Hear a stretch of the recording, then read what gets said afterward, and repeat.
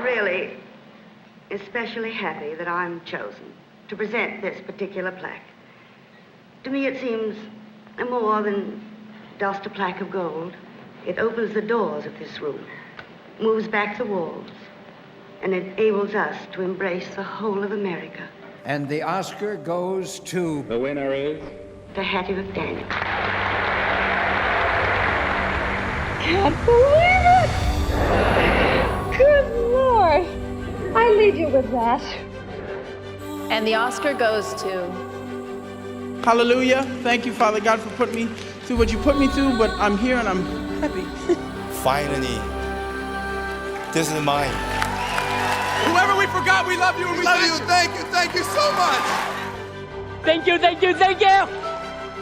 This is one of the happiest moments of my life. And I want to thank each one of you who had a part in selecting me for one of the awards.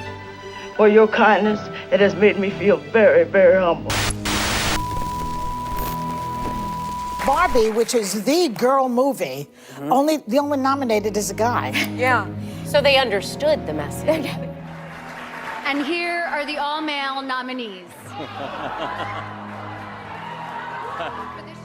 We live in a time where we have fictitious election results that elects a fictitious president.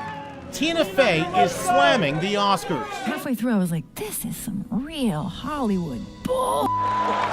Oh, wow. Everyone's telling me what to do, and it was people yelling at me about rape and corporate greed and... Oh, boy. Like, but really, it's climate change. I was like, guys, pick a lane. Yeah. The Academy of Motion Pictures has a problem. I knew it!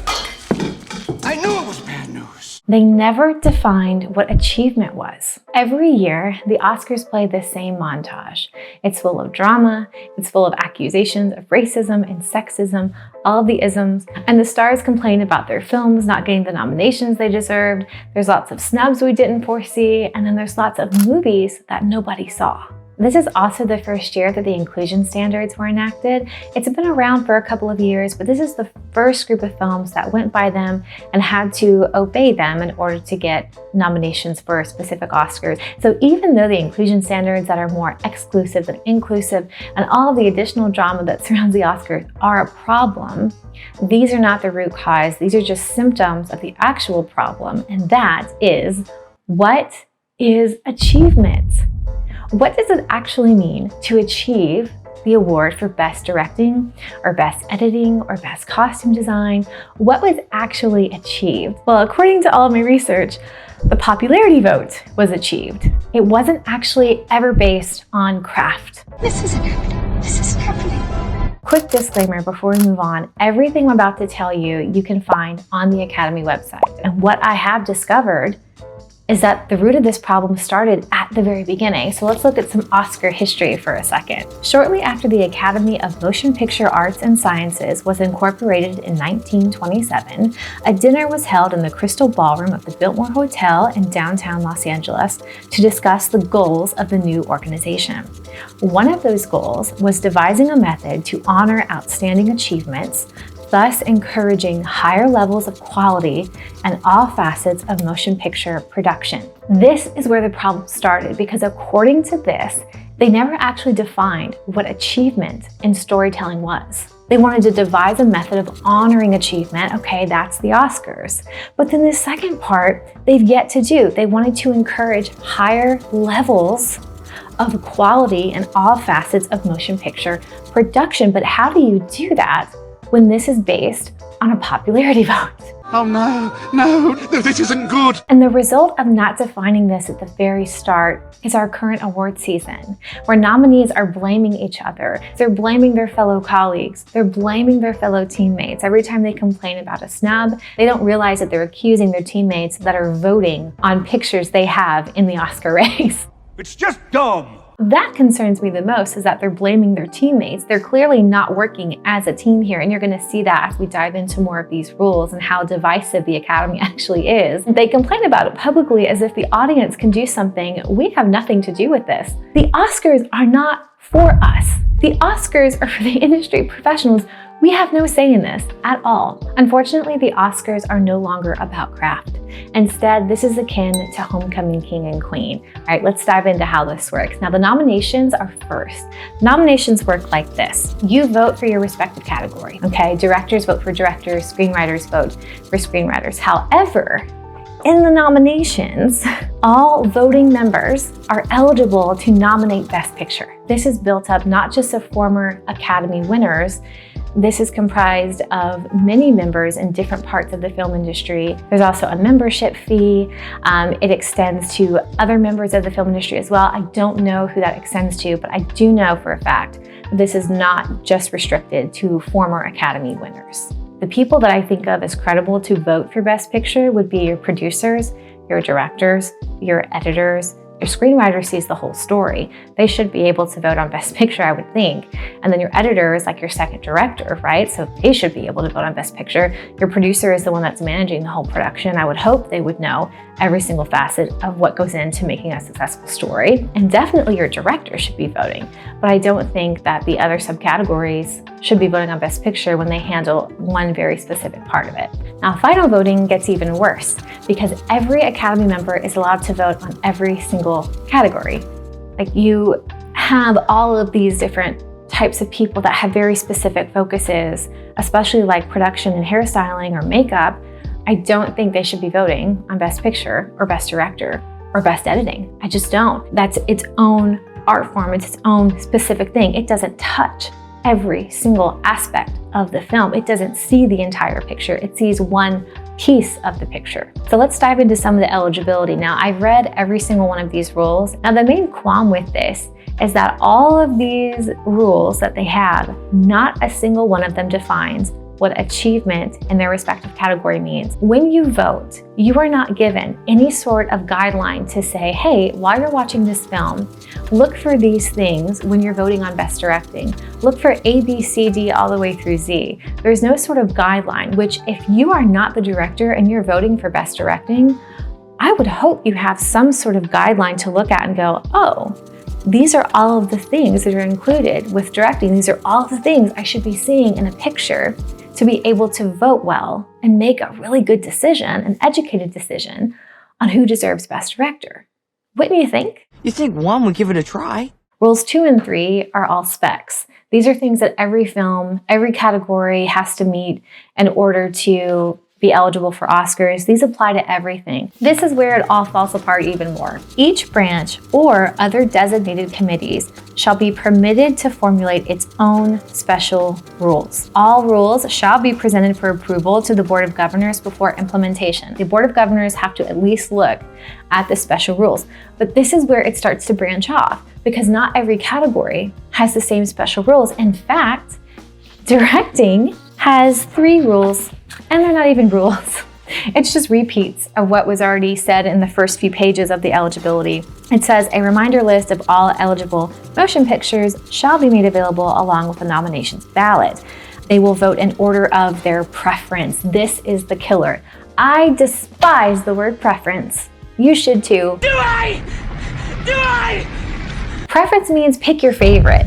Preference does not mean that you're choosing off of a guideline, off of a agreed upon standard of what it means to achieve the best achievement in directing. What does that mean? I can tell you what I think it means, but they don't even know what it means. That word preference is in this a lot. Let's look at this. Cinematography award.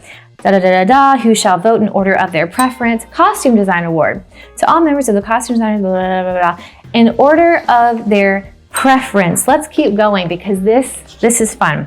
You look stressed. Yeah. Film editing award. A reminder list of all eligible motion picture, blah, blah, blah, same old, who shall vote in order of their preference. Live action short film. Who shall vote? Aha! In order of their preference right here. Makeup and hairstyling. Aha!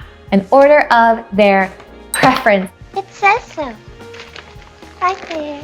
You pick your favorite. Congratulations!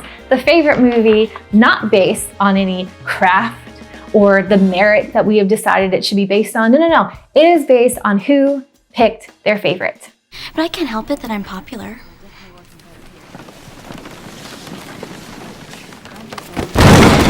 But what do they know? That's a good question. They all have their own rules. What's interesting is that the biggest categories, like directing and producing and best picture, they have the least amount of any sort of rule in here. It's the short live action, it's the documentary films, it's production design, it's makeup and hairstyling. They have so many rules, things like requiring their voters to watch every single film, and they can't vote unless they watch every single film that's nominated. That's fantastic, good for them. Now at the end of the day, even if they had a rubric or some sort of a guideline to say, this is what we have agreed upon as an academy, but this is what achievement in best makeup and hairstyling looks like, you still have people being people. You will still have people who choose their favorite regardless of what it means. They will, because you can't control people. And we don't want that. We don't want control. But what I'm asking for is a standard. What is an achievement in visual storytelling? What does that look like? Now, this gets a lot of pushback in terms of the opposing argument, which is, we can't judge art.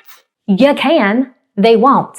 But you can say that there is a story that is stronger and there is a story that is weaker. Strong and weak, those exist. A prime example is Oppenheimer versus Barbie. Barbie has so many story plot holes in it that it doesn't make sense. However, the message is the loudest part. The story has all these inconsistencies in it. It gets confusing. I don't even know what the story really was. Oppenheimer has a very clear story.